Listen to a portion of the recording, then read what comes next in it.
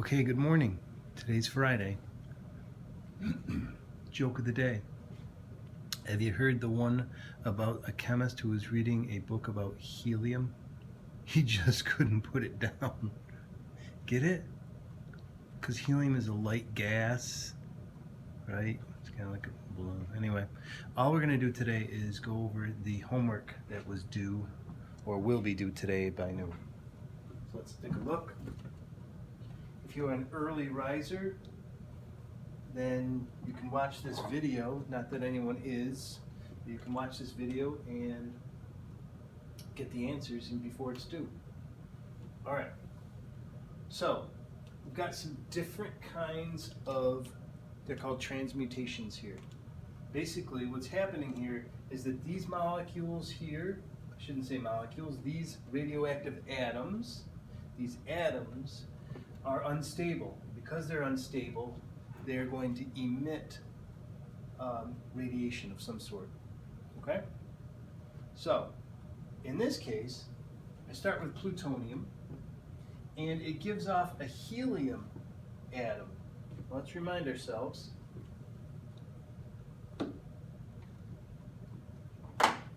When a helium atom is given off, we call that an alpha particle emission. So you're going to be using table O for this particular exercise and table N, but alpha particle, 4,2 helium.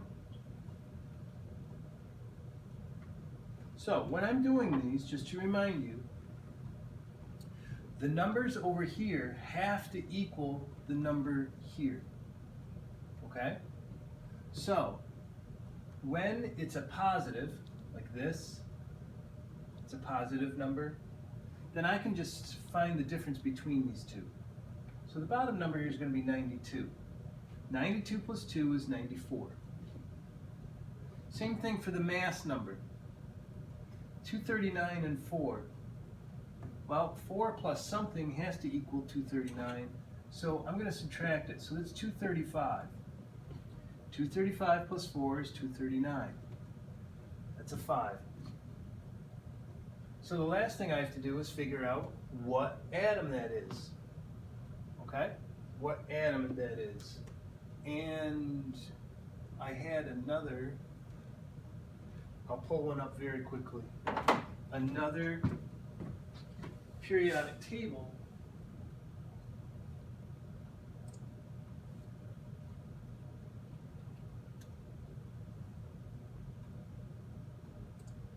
So I don't have to switch back and forth.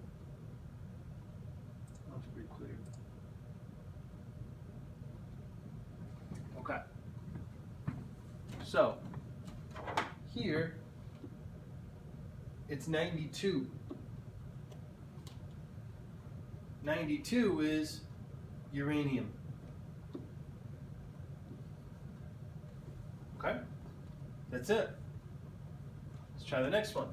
Strontium, 38 protons and 52 neutrons. What does it do? It gives off a beta. This one is a beta emission. So when you have a beta emission, same thing happens. You have to have these numbers equal this number. All right? So, strontium. This is a 0, so the top number is going to be 90. So here I've got a -1, so this number has to be 1 higher than this. So this is 39. 39 plus a -1 is 38. Last thing, look up what the chemical it is.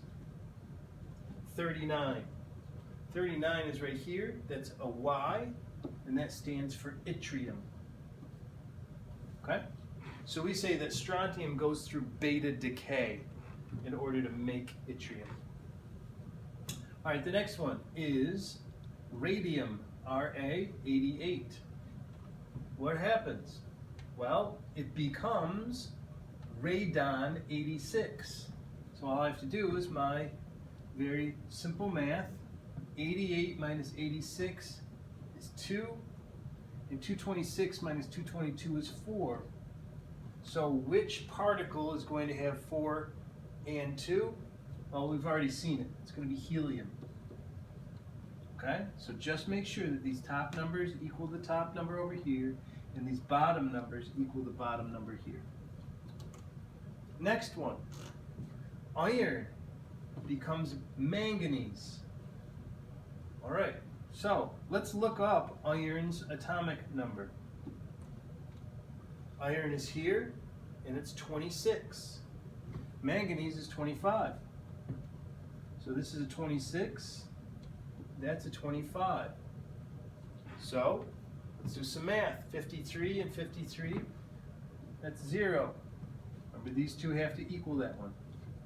26, and then this is 25. So this number here has to be a positive number.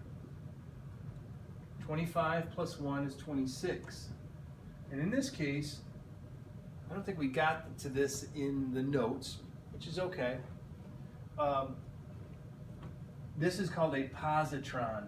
So if you used your table, which one has a positive? It's this one.